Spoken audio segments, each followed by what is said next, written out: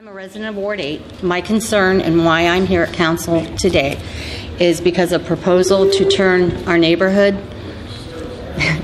to put a city park in our quiet, serene neighborhood. The change will definitely change the climate of the neighborhood.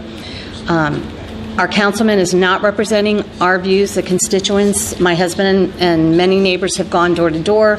The consensus is we are a quiet neighborhood without young families. We don't have the need of the park. He feels it will draw young people to purchase in our neighborhood. We're not a transitional neighborhood.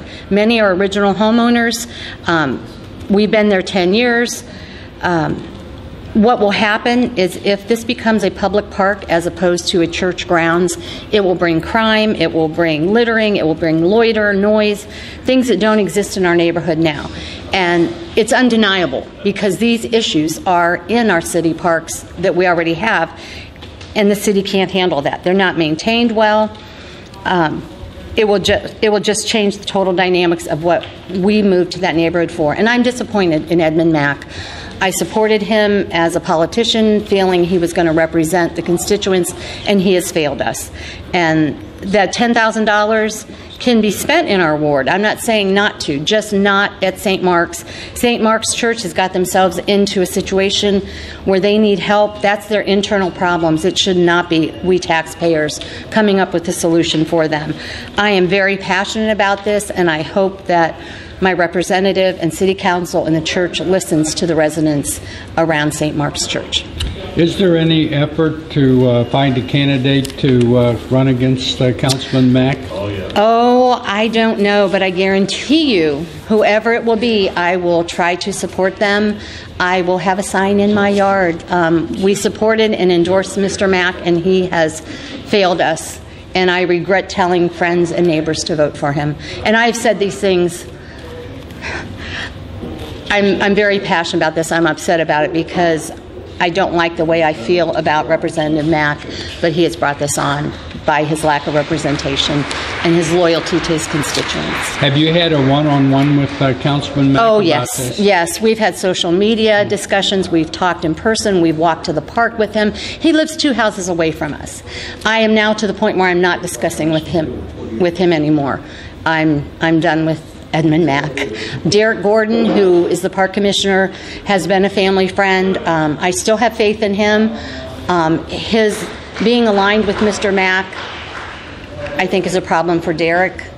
I still have faith in Derek Gordon, and I hope I don't lose that faith. Well, how about the point made by a later speaker, which I think was your husband, yes, right? That conflict of interest. That he was very forthright, and well, Derek had said that to us. He said, "I'm not voting, that is my church."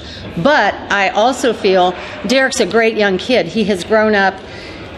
Just him being a part of the Parks Department is going to influence the members of that church, because Derek is a respected young man. So yes, it is a conflict of interest. It's his church, and he's in charge of the parks. There definitely is a conflict. And I think Derek is struggling with what's right and what's wrong. Do you know if Derek has been lobbying Councilman Mack and other council persons to support this effort? The way I understood it was the park monies became available. And I don't know who approached who first, whether Mr. Mack or Mr. Gordon. But somehow along the way a partnership has begun between those two. So let me go to the question about trying to find a candidate to run against Councilman Mack. Democrat, Republican, or anyone who will represent. I do not vote according to party. I vote according to individual. And I had faith in Mr. Mack, because where your treasure is, there your heart is. He lives in our ward. He lives on our street. And he would be affected by the park himself, correct? Well, he said an interesting comment. Now that you ask me, because the traffic will come through. It will come past our friend here. Mr. Mack told me, it won't affect us. We're on the circle.